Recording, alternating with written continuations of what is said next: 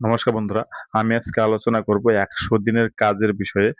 যে পেন্ডিং টাকা রয়েছে সেটা ৯০ দিনের মধ্যে কিভাবে পেমেন্ট করা হবে।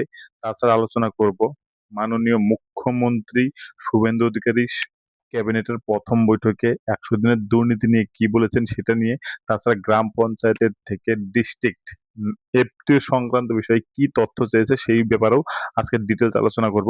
তার আগে বলে রাখি, যদি চ্যানেলটিতে নতুন হয়ে থাকেন তাহলে অবশ্যই চ্যানেলটিকে সাবস্ক্রাইব করবেন, ভালো লাগলে লাইক কমেন্ট শেয়ার করতে একদমই ভুলবেন না। আজকে ভিডিওটি খুবই গুরুত্বপূর্ণ হতে যাচ্ছে, সেজন্য ভিডিওটি প্রথম থেকে লাস্ট পর্যন্ত খুব মনোযোগ সহকারে দেখবেন। তো বন্ধুরা, আপনারা জানেন ফার্স্ট জুন থেকে ভিবি জিরাম চালু হচ্ছে। ১০০ দিনের যে কাজ অর্থাৎ এমজিএনআরজে সেটা পুরোপুরি বাদ দিয়ে, অর্থাৎ ভিবি জিরামজি চালু হবে। এবার যেটা সবার কোশ্চেন, যে ৪ বছর ধরে যে পশ্চিমবঙ্গে ১০০ দিনের কাজ হচ্ছে না এবং ৪ বছর আগে যে কাজ হয়েছিল সেই টাকা কবে দেওয়া হবে, এই সংক্রান্ত বিষয়ে আপনাদের বলে রাখি। যেটা জানা যাচ্ছে সেটা হলো, গ্রাম পঞ্চায়েতের তরফ থেকে একটি রিপোর্ট চাওয়া হয়েছে ডিস্ট্রিক্টে। সেই রিপোর্ট হলো এটা, অর্থাৎ list of unpaid non wage FTOs, যেটা সাইন করা হয়েছে। যেটা ফার্স্ট সিগনেটারি এবং সেকেন্ড সিগনেটারি ছিল, আপনারা জানেন প্রধান এবং এক্সিকিউটিভ ছিল সেই ফার্স্ট সিগনেটারি এবং সেকেন্ড সিগনেটারিতে।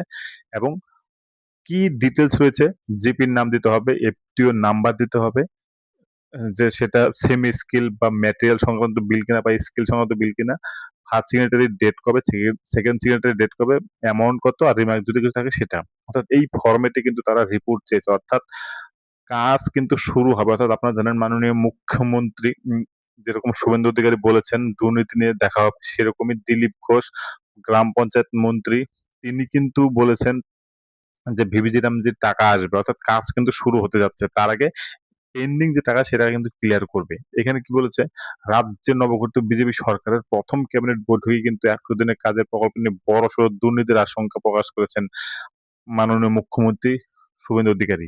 অর্থাৎ সোমবারের এই গুরুত্বপূর্ণ বৈঠকটি তিনি স্পষ্ট করে দিয়েছেন ১০০ দিনের কাজের টাকা কারা পাচ্ছেন সেটা কিন্তু খতিয়ে দেখতে হবে যে বৈধ কিনা।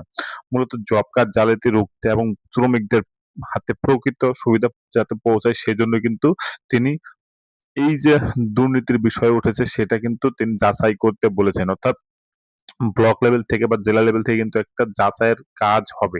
বর্তমান শুভেন্দু অধিকারী সোমবার ক্যাবিনেট থেকে বলেন, অনেকে কাজ না করে শুধুমাত্র জব কার্ড বানিয়েই টাকা আত্মসাৎ করেছে।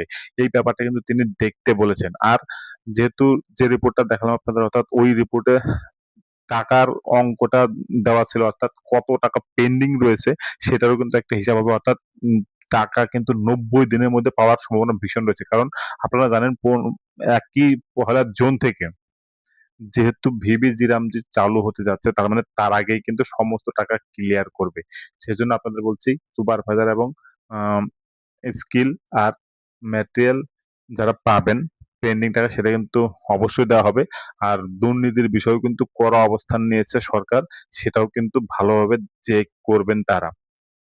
তাছাড়া আরেকটা অর্ডারও ছিল, যেখানে বলা হয়েছে যে প্ল্যান্টেশন রিলেটেড যে সমস্ত বিল হয়েছে সেগুলো কিন্তু ভেরিফিকেশন করার ভীষণ চান্স রয়েছে, যে সেগুলো অ্যাকচুয়ালি কাজ হয়েছে কিনা।